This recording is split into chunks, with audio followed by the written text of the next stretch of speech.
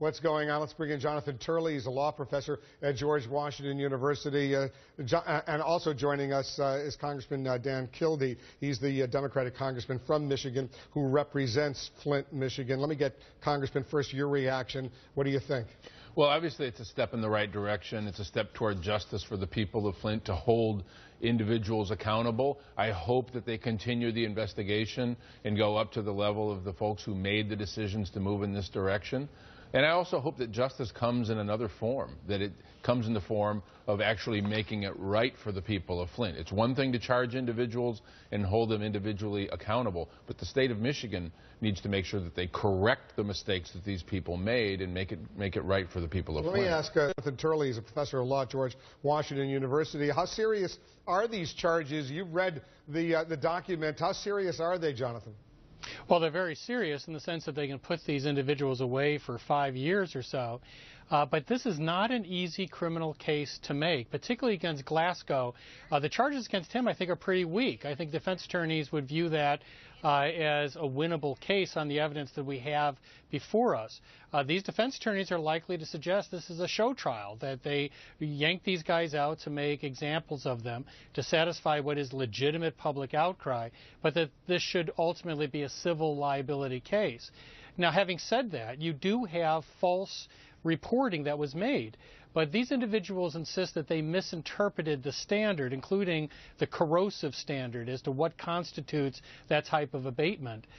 Those are issues that the jury is going to have to deal with, and they're fairly complex. So this is not an easy criminal case by any means, in my view.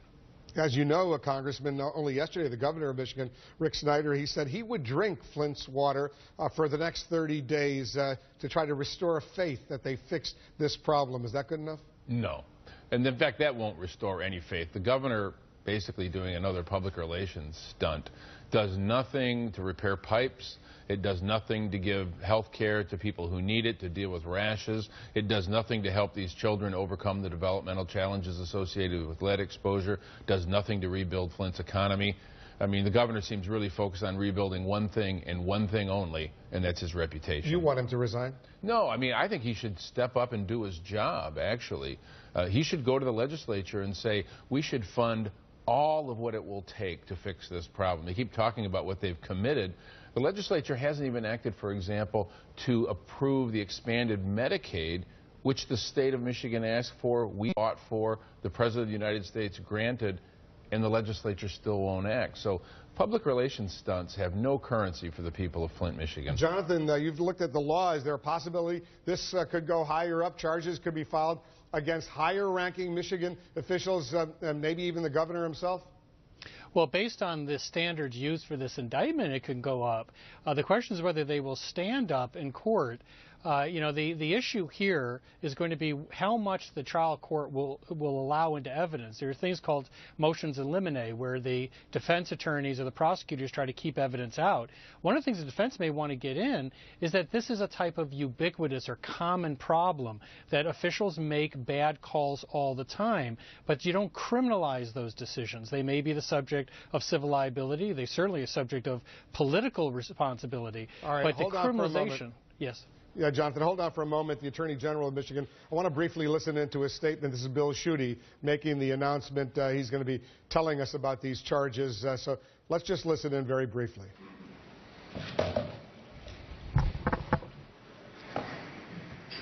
Everybody all set? All right. Well, good afternoon. My name is Bill Schuette, and I have the privilege of serving as Michigan's Attorney General. Thank you for coming. Mayor Weaver, I'm so pleased you're here, and I admire greatly your leadership here in the city of Flint. On January 15th of this year, I initiated an independent investigation to determine what laws may have been broken in the Flint water crisis. My job as Attorney General is to enforce the law, and that is what I do. I've said this before, and it bears repeating, that so many things went so terribly wrong and tragically wrong in Flint. Today,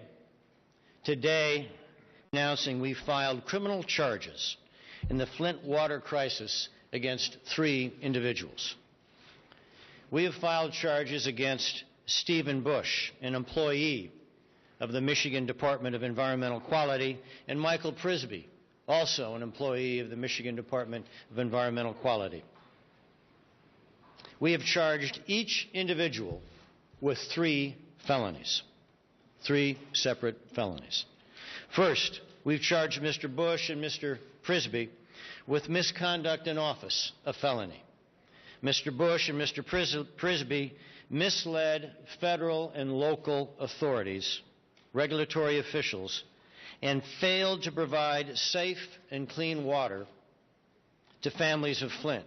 When we prove these allegations, and we will, Mr. Bush and Mr. Prisby will be facing 5 years in prison for this count alone.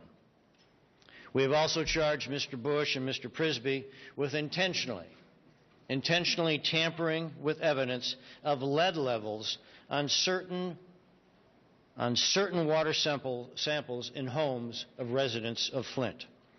We allege and we will prove that Mr. Bush and Mr. Prisby altered test results, which endangered the health of citizens and families of Flint.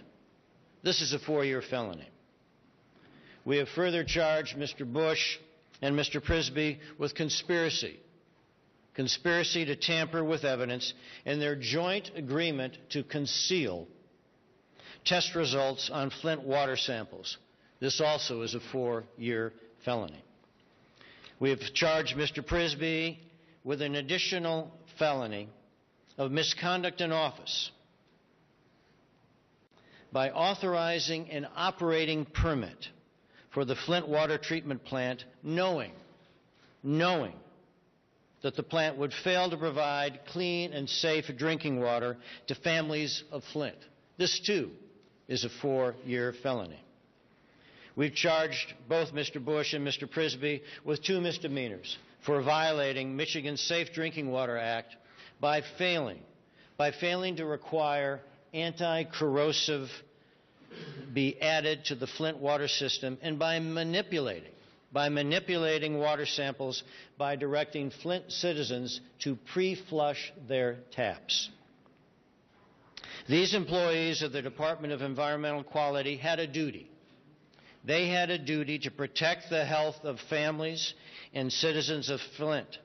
They failed to discharge their duties.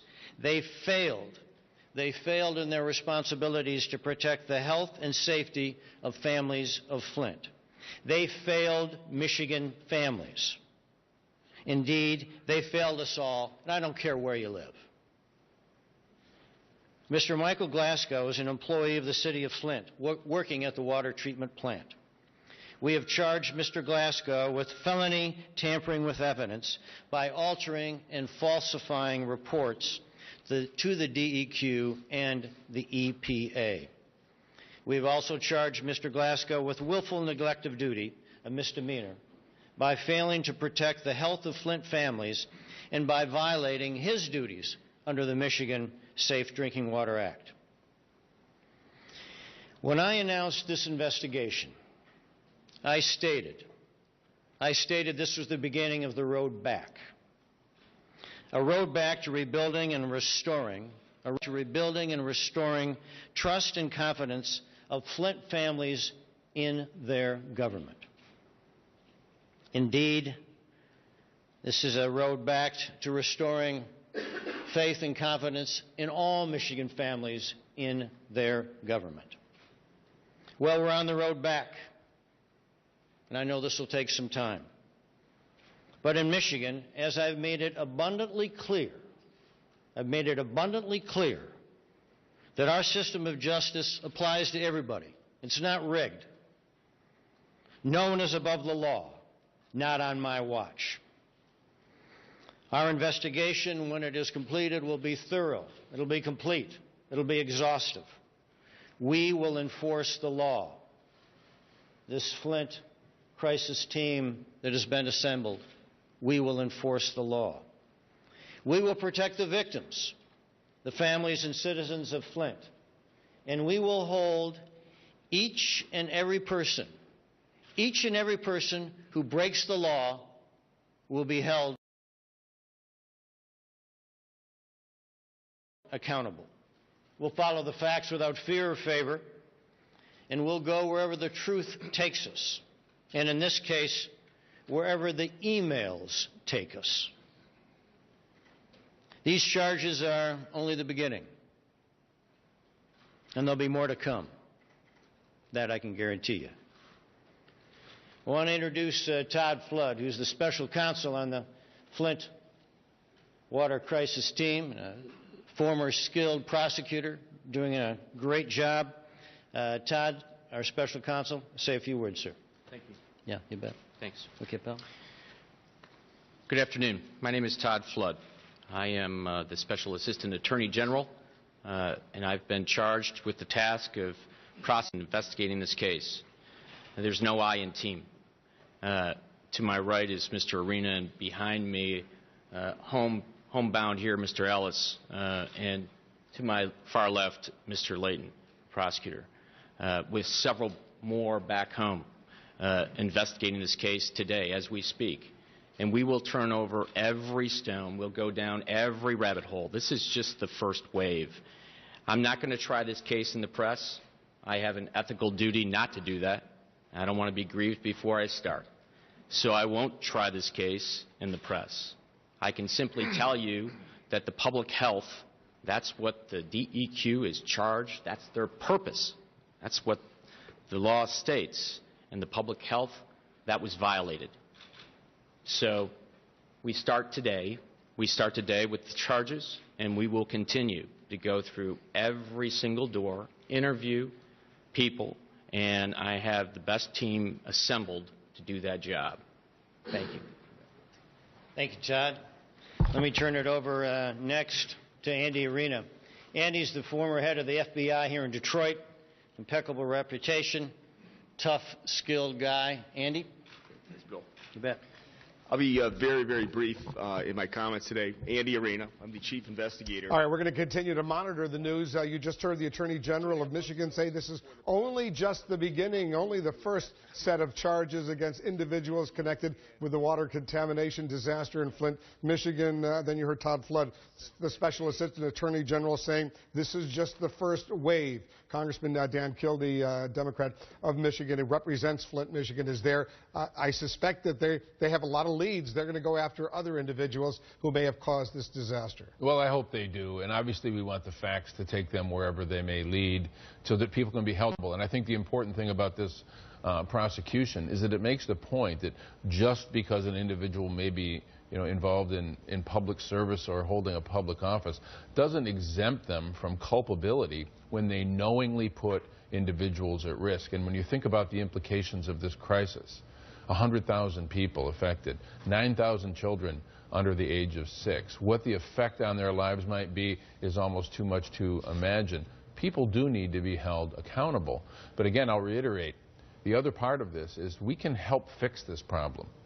And so while I see the need for prosecution, people being fired, whatever, there's nothing that will fix this problem more than making sure that the people of Flint have a chance to rebuild their city. Well, you've asked for $720 million that the federal government should appropriate to help the people of Flint, Michigan. Where does that stand? Well, we're continuing to push it. Obviously, we've had some progress in the Senate. In the House, we continue to press. Actually, my legislation would require the state of Michigan and the federal government to jointly share the cost of the recovery of Flint, Michigan.